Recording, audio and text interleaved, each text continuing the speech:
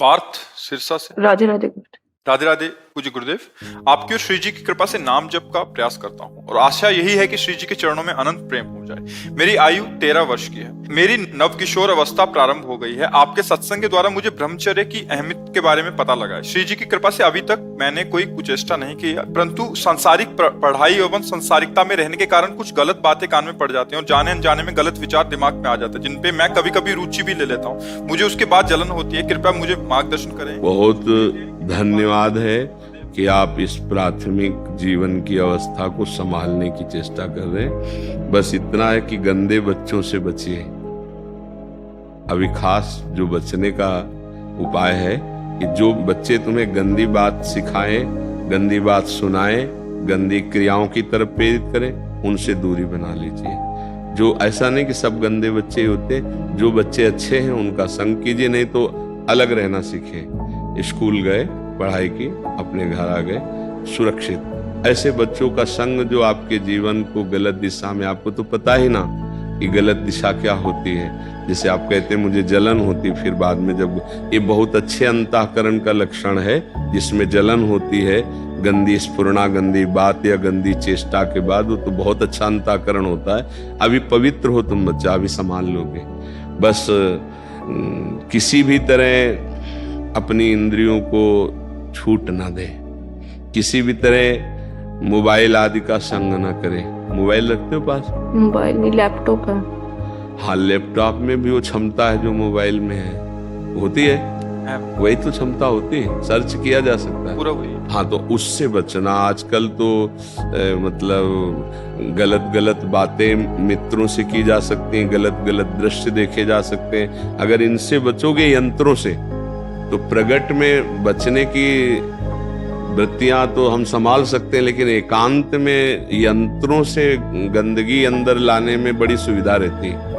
क्योंकि प्रगट में तो जैसे 4 बच्चे भी देखते हैं ऐसा, और एकांत कमरे में बैठ करके मान लो हम कह दिया हम पढ़ाई पढ़ रहे हैं, उसके बाद गंदी बातें सर्च करके देखने में मन को रुचि होती है। इस अवस्था में गंदी गंदी बातें, इसके लिए उत्साह होता है, संसारिकता की जानने की विशेष एक जिज्ञासा होती है। तो ये तो आपके ऊपर कृपा है कि आप अध्यात्म के जिज्ञासु बन रहे हो।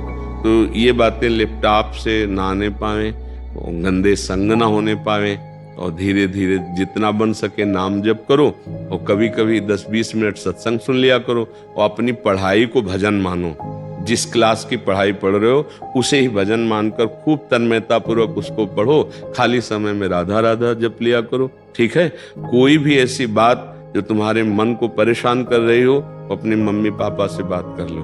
क्योंकि इस अवस्था में आप ब्रह्मचर्य धारण करना चाहते हैं, आप संयम से चलना चाहते हैं। हमें बहुत अच्छा लगा, आप भगवत कृपा पात्र हैं, आप आगे बढ़िए, ठीक है। गुरुदेव, जब भी काम वृत्ति आती है तो फिर ज्यादातर मेरा मन उसमें तन्मय हो जाता है। कभी रेयर होता है कि जिससे मैं निकल पाऊं नाम जप के प्रभाव से, वरना जब भी तन्मय होता है सुख बुद्धि होने के कारण वो नाम जब भी छूट जाता है। तो यार तुम कितने अच्छे बच्चे हो। इस अवस्था में मतलब युद्ध करने की भावना आ जाना काम से, बहुत कोई पूर्व जन्म का तुम्हारा तप रहा है, भजन रहा है, जो तुम्हारे ऐसे विचार है, उस समय बच्चा बचा जाता है एकदम हटा के, मन में नहीं जपा जाता।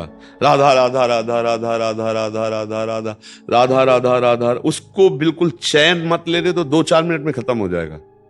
जैसे तन्मयता बढ़ रही है, उसके जो काम और मन का संयोग है वो 1 सेकंड के कम हिस्से में हो जाता है।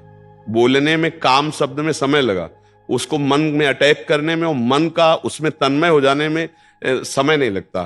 तो अपने लोग जब असावधान होते हैं तो मन तन्मय होता है, तो हम उसमें तन्मय होते हैं मन में, तो ये लगता है काम मेरे में आ गया। अब हम विक्षिप्त होंगे, अगर लड़नी है तो हम बहुत परेशानी का अनुभव करें। परेशान भी नहीं होना, उस समय देखना है कि मन और काम एक हो चुका है और मैं इसका देखने वाला हूं, ना कि मैं इसमें तन्मय हूं। अब मुझे अपने मन को बचाना है, तो राधा राधा राधा राधा राधा। उस समय मन कहेगा कि नहीं बोलना है, चुप रहो, हम जो चिंतन करवा रहे उसे चिंतन करो, नहीं करना, राधा राधा राधा राधा राधा।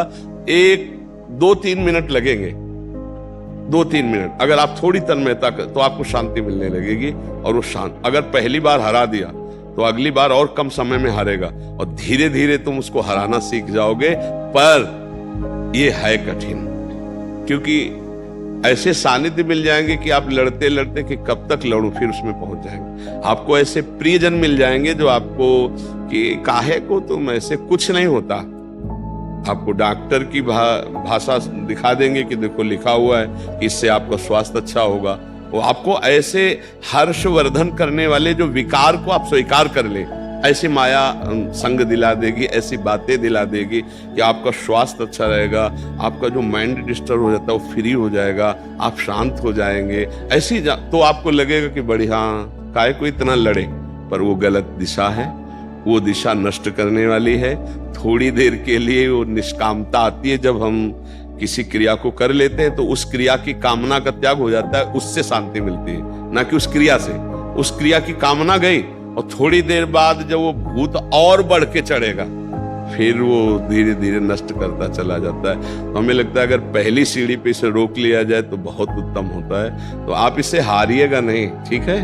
हाँ, जब कभी ऐसा हो तो जोर जोर से राधा राधा राधा राधा बोलिएगा, या सत्संग सुनते हुए टहलने लगिएगा। इसको एकांत मत दीजिएगा और अंदर से इस पे डूबिएगा मत। वो डुबाना चाहे, समझ रहे हो ना बच्चा हमारे, डूबिएगा मत, ठीक है। गुरुदेव, वैसे तो अभी आपने बताया वो कर लूंगा, पर पूर्व में कई बार नेत्रों का ब्रह्मचर्य हीन हुआ, मतलब नेत्रों। इससे कोई बात नहीं, एक बार दृष्टि कहीं चली जाए तो उसको ऐसे करें। एक बार नहीं, वो लैपटॉप पे मैंने। हाँ देखो, वही दोस्त कह रहे हैं, वो तो बाहरी से बचत हो जाएगी लेकिन उससे बड़ी हानि हो जाएगी। तो ये चीज, अच्छा उसमें क्या है कि एक बच्चे ने हमें बताया कि उसमें ऐसे भी बातचीत की जा सकती है। अब उसको वीडियो चैट आदि से। हाँ हाँ हाँ, तो आपको ऐसे गंदे बच्चे मिल जाएंगे, ऐसे गंदे संग मिल जाएंगे जो आपको बिल्कुल वर्तमान, मान लो आप अकेले कमरे में बैठे हो तो आपको जैसे आपके ही कमरे में बैठा हो आपसे बातचीत कर रहा हो, ऐसा हमको बच्चे ने बताया कि इससे ज्यादा हम लोग नष्ट हो रहे हैं। कि जैसे उत्तेजना बढ़ाने वाले जो फ्रेंड हैं, मित्र हैं, ऐसे बातचीत, ऐसी क्रियाएं, मतलब वर्तमान में ऐसे दृश्य, ऐसा दर्शन, तो इससे बचना चाहिए। तो हमें लगता है कि देखो वही बात, कमजोरी आ गई ना। अगर आप इसको सपोर्ट नहीं करेंगे तो इतना परेशान नहीं कर सकता, ध्यान रखना।